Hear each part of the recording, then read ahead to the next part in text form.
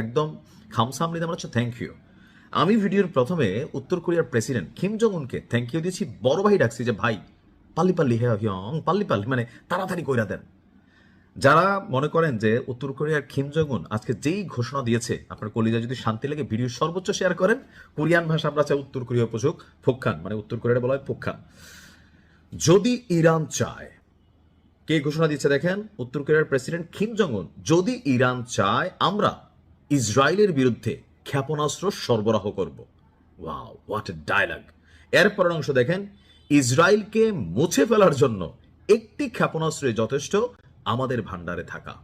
আবারও রিপিট করছি, Kim Jong উন বলছে যদি ইরান চায় আমরা ক্ষেপণাস্ত্র সরবরাহ করব, ডাইরেক্ট ইরানের কাছে পৌঁছাবে, অথবা এটা উত্তর কোরিয়া থেকে উড়ে যাবে কোথায়, ইসরায়েলে।